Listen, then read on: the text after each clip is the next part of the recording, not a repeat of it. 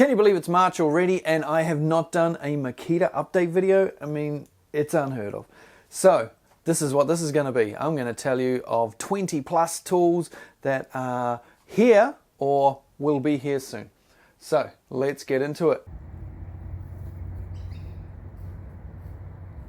But first, just a reminder of the competition that I am running over on Patreon. If you have a look down there'll be links down in the description and in the comment section and up here in the top corner to win either a top-of-the-line 18 volt, this is day 173, the buttons on the back, very nice impact driver, or a 40 volt top-of-the-line impact driver, the TD002G. These are the top two Makita impact drivers made in Japan. If you want one in a color other than teal, head over there to Patreon, sign up for anything from an LXT membership upwards, and you will go in the draw.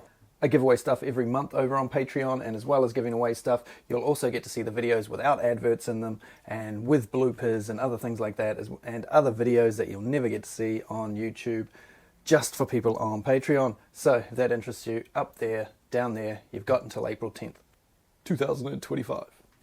Like I said, there's over 20 things to get through here, so I'm going to try and whack through these pretty quick, starting with the CL004G. Makita have finally released a stick vac with a powered head, and it also has a cyclone, so it's like the best of everything.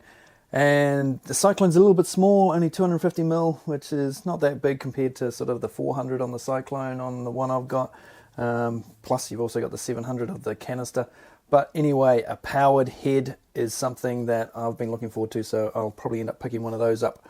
Next, what about an 18 volt scarifier, the DUV320? It's 320mm wide, hence the model number, and it can be used with a scarifying blade and also a dethatching blade. And it has an adjustment of -8mm to +4mm. Let me know which Makita tool you're looking forward to the most down in the comments.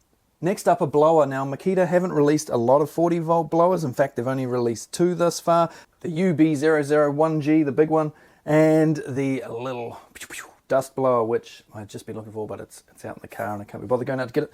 So, that's only two blowers. They've finally now released a 40 volt version of the 18 volt. I can't even find this. Where are all my tools at, man?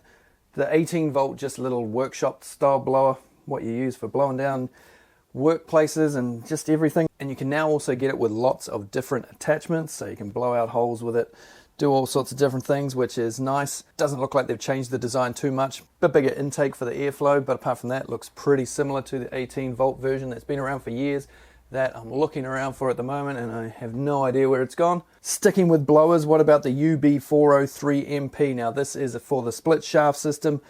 It is a high airflow and high speed version. See, the first one, which I've got, is a high flow model, but it's not that fast. It has a lot of air going through it, but not that quick or powerful. The second one had a far higher wind speed.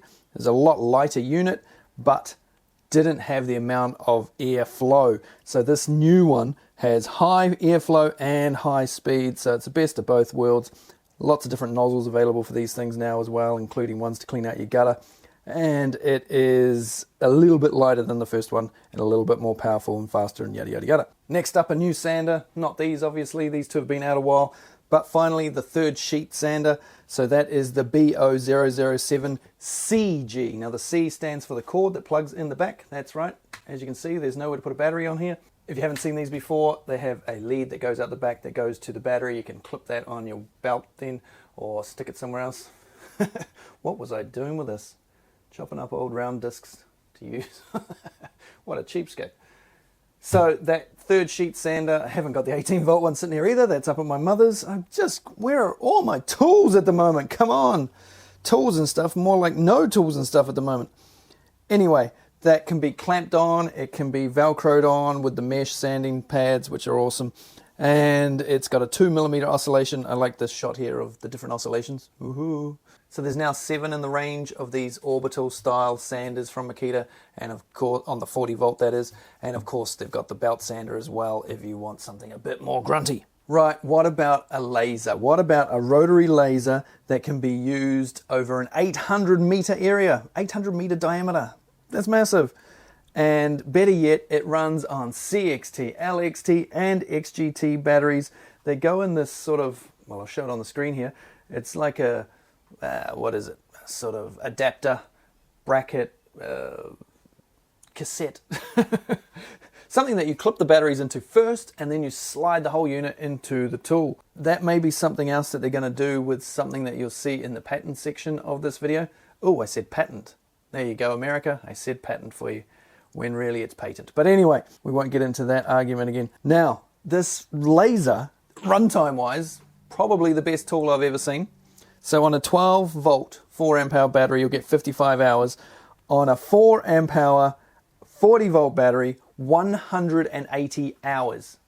Hours, mind, not 180 minutes, 180 hours. So basically you can shove a 4 amp hour battery in this thing and just forget about it, and it'll keep you going for a couple of months. Even if you use this thing 8 hours a day, 5 days a week, 40 hours a week, that's only 160 hours in an entire month. So it doesn't go through the juice very quick. Right, now that we've looked at some of the new tools that are already out and about, let's have a look at some of the ones that are hopefully not too far away, or are in production or in the thought process.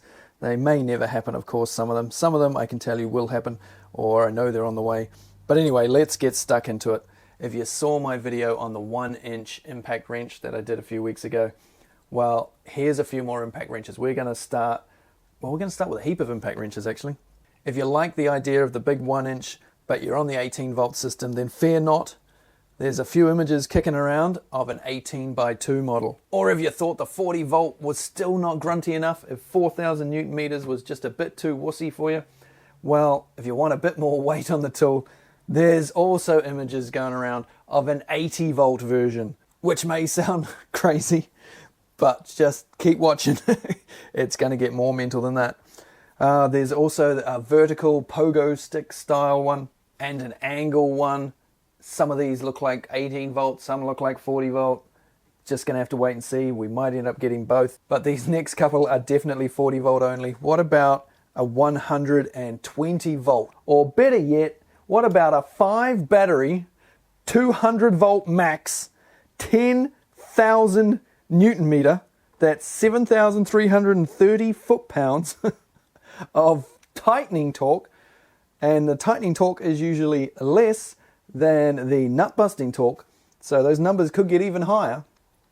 I doubt they will ever make one of these, but who wouldn't want to see a 200 volt max 5 battery impact wrench? I mean, the thing's going to weigh a ton. If you stuck 5 8 amp hour batteries on there, that's the best part of 10 kgs just in batteries without the weight of the tool. And if you bear in mind, with an 8 amp hour battery, one 8 amp hour battery, the big one that I reviewed a few weeks ago, the TW010G, was about 14 kgs. So imagine 5 batteries and an even bigger tool. It'd be pretty friggin' mad, to be honest. Right, let's leave the impact wrenches behind and move on to 80 volt core drill. Who would want an 80 volt core drill? I would love an 80 volt core drill. The great thing about the XGT 40 volt system is not only can you use it on something like this, or this, small little things, you can put a couple of them together and you can run massive stuff like Milwaukee do with MX Fuel. So you've got a battery that can go right from the smallest tool right up to large things, plate compactors, core drills, jackhammers, all that sort of stuff. Makita can go anywhere with these things, and as you can see, they're even thinking about putting up to 5 batteries on a tool. So it's almost endless, all with the one battery system. All these people that said, it's not a very good system because it's not backwards compatible and stuff, but it's forward compatible, which so many people seem to ignore. And people slag off that Makita didn't make things backwards compatible and they got different voltages and stuff. Well, Milwaukee, you've got 12 volt, 18 volt, 72 volt, what's the difference? If you look at it, Makita is better because, like I say, you can start from something like that and go right up to something big. You can't do that with Milwaukee.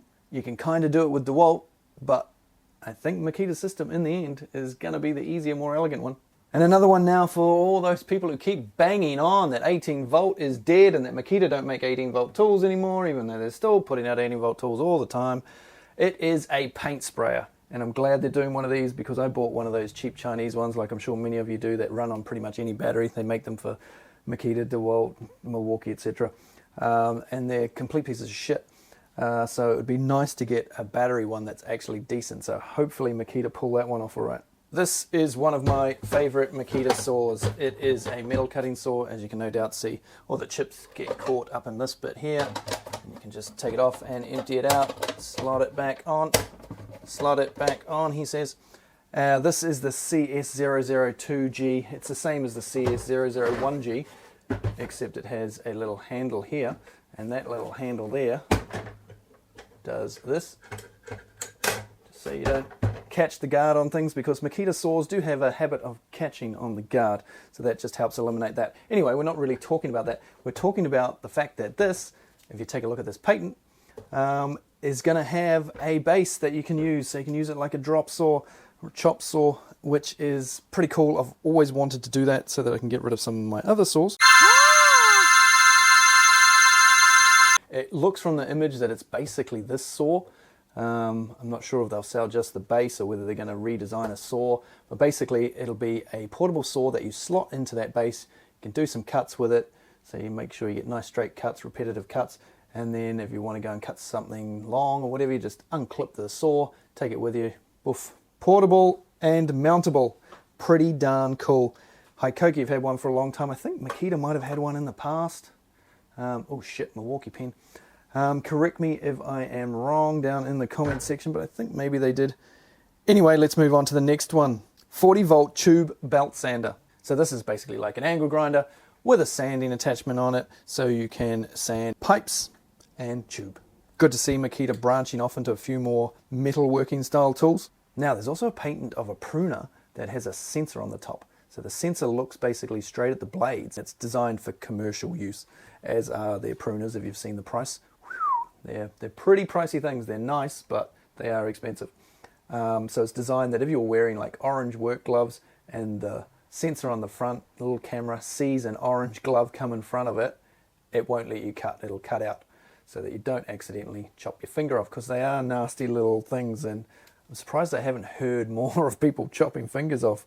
But thankfully people haven't, because once they start doing that too often, they'll either ban the tools or they'll have some annoying restrictions on them that just make them unusable. Now, when I was talking about the laser earlier and I said about that battery system, well, here's another tool that might employ the same sort of thing. Time will tell. It's a dome light, and yeah, it may run on all three battery systems, but it doesn't look like there's enough room to clip them all on the outside.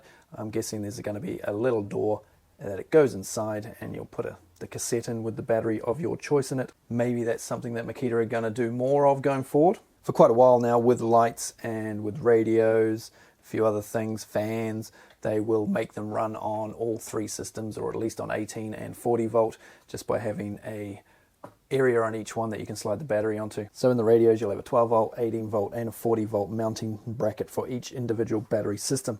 Now, I also found a patent on a voice actuation system, which, like, come on Makita, just concentrate on some cool shit. Bring out an impact driver. Bring out an 18 volt impact driver with like an angle head and an offset head, you know, something where you can change the ends and a drill and blah, blah, blah. And also we want 40 volt. This is what people keep telling me. They want 40 volt impact that's designed like this one. Buttons on the back and ring light on the front. I would love one of those also, because even though I mostly use 40 volt tools these days, when it comes to impact drivers, this one, the 18 volt, is my favorite. Smaller and lighter than the 40 volt, still got plenty of power, got the controls on the back, which is nice, got the better light on the front. It's nicely balanced with the handle more in the center of where the battery is and everything, compared to most impact drivers where the handle is at the back, and so everything sort of wants to go forward. Great little impact driver, and don't forget, if you want the chance to win one, up there, down there, you've got a pretty good chance of winning. Not all that many people enter these draws that I do. Sometimes it's only like 10 or 15 people, so ding ding, ding ding. Now, one of the types of tools I get asked about the most are nailers. This is, of course, the new framing nailer that took forever to come out. It's 18 volt. It's the DBN 900. Review up there, down there. It is going to get some friends very soon. Coil nailer. And lots of people asking about the brad nailers, 18 gauge and 16 gauge finish nailers, angled, etc. All very soon. Keep your eyes peeled to this channel. If you haven't already, make sure you subscribe so you don't miss out. And if you found this video helpful, please consider hitting that like button. And thanks to all these people. These are my patrons. I don't know if it's patrons, Patreons, whatever the word is. These are their names coming up the side. These are the people that help me make these videos each week for everybody. If you want your name there and you want that chance to win one of those, head on down there, up there, and I will see you next time. Cheers.